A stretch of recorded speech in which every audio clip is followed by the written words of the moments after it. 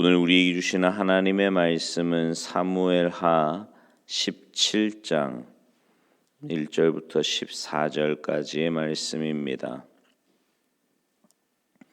사무엘하 17장 1절부터 14절까지 우리 한 목소리로 봉독하십니다. 함께 봉독하십니다. 시작. 아히도벨이 또 압살롬에게 이르되 이제 내가 사람 12,000명을 택하게 하소서. 오늘 밤에 내가 일어나서 다윗의 뒤를 추적하여 그가 고나고 힘이 빠졌을 때에 기습하여 그를 무섭게 하면 그와 함께 있는 모든 백성이 도망하리니 내가 다윗 왕만 쳐 죽이고 모든 백성이 당신께 돌아오게 하리니 모든 사람이 돌아오기는 왕이 찾는 이 사람에게 달렸음이라. 그리하며 모든 백성이 평안하리이다 하니 압살롬과 이스라엘 장로들이 다 그 말을 옳게 여기더라. 압살롬이 이르되 아렉 사람 후세도 부르라. 우리가 이제 그의 말도 듣자 하니라. 후세가 압살롬에게 이르매 압살롬이 그에게 말하여 이르되 아히도벨이 이러이러하게 말하니 우리가 그 말대로 행하랴. 그렇지 아니하거든 너는 말하라 하니 후세가 압살롬에게 이르되 이번에는 아히도벨이 베푼 계략이 좋지 아니하니이다 하고 또 후세가 말하되 왕도 아시거니와 왕의 아버지와 그의 추종자들은 용사라.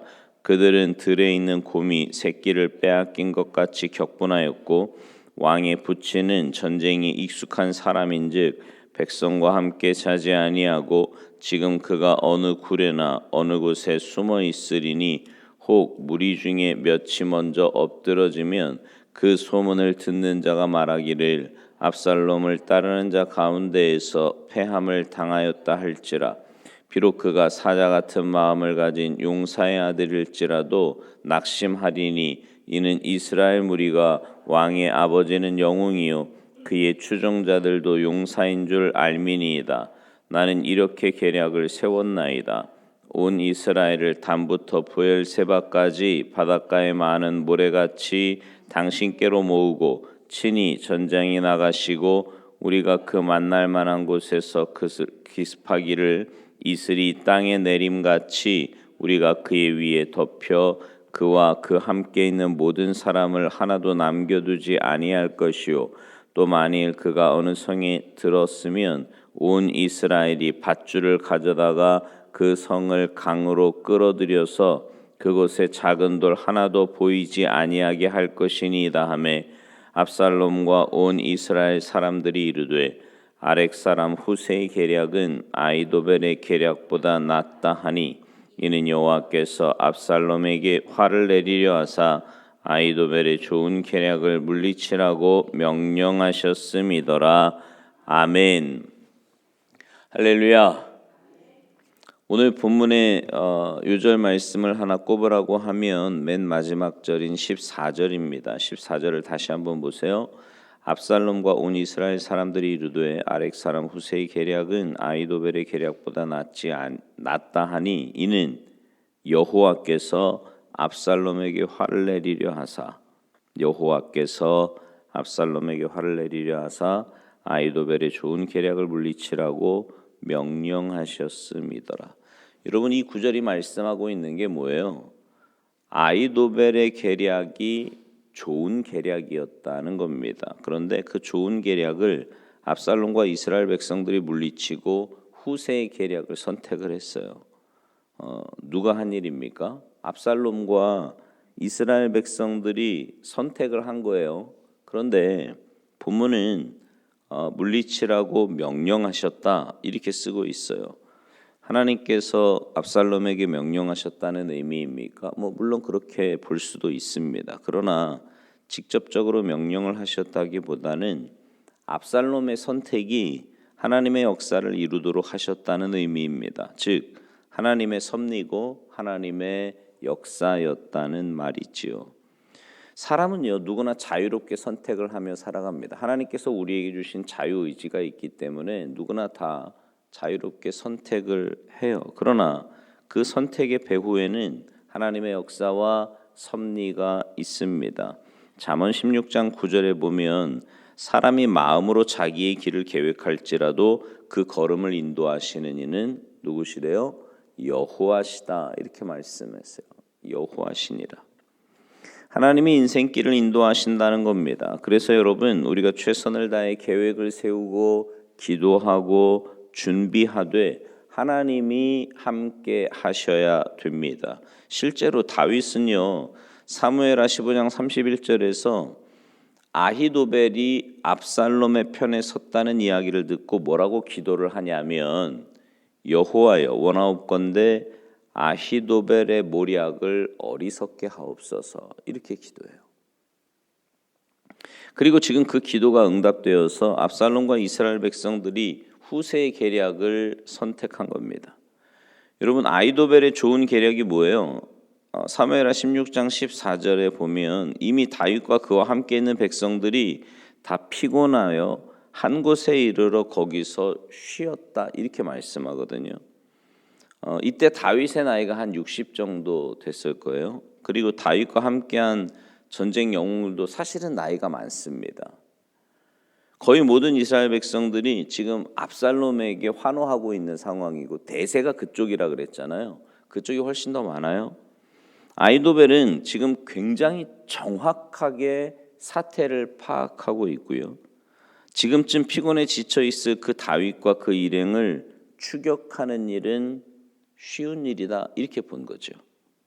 그리고 앞으로 백성들을 통치하려면 다윗이 죽어야 되고 무고한 피, 그러니까 다윗과 함께 있더라도 그 다른 백성들의 피는 흘리지 말아야 한다, 이렇게 본 거예요. 굉장히 지혜롭고 정확하게 본 거죠. 따라서 이제 위협을 가해서 백성들은 도망가게 하고 다윗만 죽이겠다, 이 아히도벨의 계략은 정확하게 사태를 꿰뚫어 본 해안에 빛나는 계략이었습니다. 그의 말을 하나님의 말씀처럼 여길 정도로 기막힌 머리를 가졌지만 하나님을 향한 뜨거운 가슴이 없고요. 하나님이 함께 하시지 않아요. 그러자 그의 좋은 머리도 아무것도 할 수 없는 거예요. 그의 좋은 머리로도 아무런 일을 할 수 없는 겁니다. 그래서 그의 좋은 계략이 외면을 당한 거죠. 여러분, 머리가 좋은 거 좋지요. 외모가 뛰어난 거 좋습니다.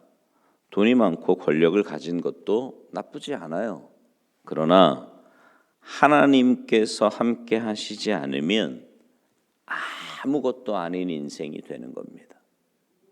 세상의 조건, 남들 보기에는 이렇게 재산이 많고 권력, 아무리 그래도 하나님이 함께 하시지 않는 인생, 그 말짱 헛거다, 이 말이에요. 아무리 똑똑하고 지혜가 많아도 그 지혜가 자신을 망칠 수 있습니다. 하나님을 외면하고 자신의 지혜를 더 의지한 아히도벨이 결국 어떻게 해요? 스스로 목숨을 끊어요. 그 지혜 때문에 죽는 겁니다. 반면에 후세의 계략은 어떻습니까? 여러분, 오늘 우리가 읽었지만요, 이거 계략이라고 할 것도 없어요. 그냥 막 이렇게 선동적입니다. 압살롬과 그의 백성들이 지금 막 예루살렘 성 차지하고 막 기고만장해 있잖아요. 그런 그들에게 세상의 영광을 향한 부푼 꿈을 가지도록 막 부추긴 게 이 후세의 계략이에요. 아히도벨의 진단은 정확했지만 후세는요, 판단을 흐리게 만들어요. 그리고 그들의 구미에 맞는 그런 계략을 내놓습니다. 이스라엘 백성들의 마음이 지금 압살롬을 향해 있으니까 전국적인 모병을 해서 바닷가 모래같이 많은 군사를 거느리고 전쟁에 직접 나가시라고. 그래서 만날 만한 곳에서 다윗의 군대와 만나게 되면 이슬이 땅에 내리는 것처럼 엄청난 군사력으로 그들을 일거에 쓸어버리자는 겁니다. 성에 숨어 있으면 심지어 그 성을 줄에 매가지고 바닷가에 던져버리죠. 뭔 말 같지도 않은 소리예요. 그러니까 이걸 계략이라고 지금 내놨는데, 이런 황당하고 선동적인 계략, 그러니까 사실 이거는요, 다윗에게 시간을 주기 위한 후세의 마음이었던 겁니다. 근데 압살롬과 이스라엘 백성들은 이 전시 효과가 훨씬 커 보이는 후세의 전략에 고개를 끄덕입니다. 사실은 황당한 계략인데 그들의 가슴이 부풀어서 세상 영광을 향해 있기에 먹혀들었던 거예요. 다시 말씀드리지만 아히도벨의 계략이 훨씬 더 좋은 계략이라니까요. 후세의 계략은 과장된 정치 쇼와 같은 거였습니다. 근데 그런 좋은 아히도벨의 계략을 따르지 않고 허영기 많은 후세의 계략을 따른 것, 그것이 바로 하나님의 모략이고 하나님의 역사하심이었다는 거죠. 그래서 사람이요 마음으로 자기 길을 계획해도 그 걸음을 인도하시는 이가 여호와 하나님이신 겁니다. 사랑하는 성도 여러분, 하나님이 주신 좋은 머리, 좋은 재능, 물질, 권력, 그 위에 건강과 모든 삶을 여러분은 지금 어떻게 사용하고 계십니까? 여러분에게 주어진 그 좋은 조건들을 가지고 뭐에 쓰시냐고요. 아히도벨처럼 자신의 지혜만 믿고 하나님을 배반하고 자기 지혜로 세상을 움직이려고 하지 않습니까? 내가 주인인 것처럼 살고 있지 않냐고요. 내가 주인인 것처럼. 우리네 인생은 하나님의 모략 속에 있습니다. 하나님께서 세우시지 않으면 파수꾼의 지킴이 허사라니까요. 그래서 여러분 이렇게 매일 하나님 앞에 나와 기도하는 것이 우리의 삶에 굉장히 중요한 거예요. 왜요? 내 뜻대로 사는 게 아니라 하나님의 뜻대로 살겠다는 표시 아닙니까? 한날의 처음 시간을 주님께 드리는 건 오늘 하루 전체가 주님께 있다는 거예요. 그 주님께 있으니까 하나님이 내 인생의 주인이시라는 고백인 거지요. 오늘 하루 내가 주인으로 사는 인생이 아니라 하나님이 주인이시라고 하는 걸 고백하며 사는 겁니다. 그래서 하루를 시작하는 첫 시간 주님 앞에 나와 고백하는 거지요. 하나님, 주님의 도우심이 아니면 살 수 없습니다. 하나님의 은혜 아니면 살 수 없습니다. 오늘 한날의 삶을 주님께 온전히 의탁하오니 도와주시옵소서. 이렇게 기도하며 하루를 시작하는 겁니다.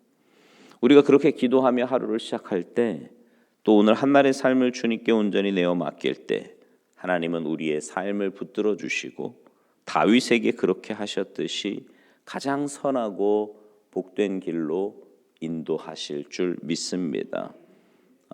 오늘 한날의 삶을 열심을 다해 최선을 다해 삽시다. 그러나 우리의 걸음을 인도하시는 이가 여호와 하나님이심을 잊지 말아야 됩니다. 그래서 하나님을 범사에 인정하며 사시고 그런 믿음의 삶에 예비하신 하나님의 크고 놀라운 은혜와 복을 받아 누리며 사시는 여러분 모두가 되시기를 주님의 이름으로 축원합니다. 기도하시겠습니다. 하나님, 우리의 인생의 주인은 주님이심을 믿음으로 고백합니다. 하루를 시작하는 첫 시간 주님 앞에 나와 이렇게 예배하며 하루를 시작하는 것은 오늘 한날의 삶의 주인이 아니 내 인생의 주인이 주님이심을 고백하는 것인데 오늘 하루 살아갈 때 주님의 뜻을 구하며 또 주님의 마음을 구하며 하나님 보시기에 기뻐하실 만한 그런 삶, 그런 결정, 그런 선택하며 살아가는 우리 모두의 삶이 되도록 주님 도와주시옵소서. 감사드리며 예수님의 이름으로 축복하며 기도하옵나이다. 아멘.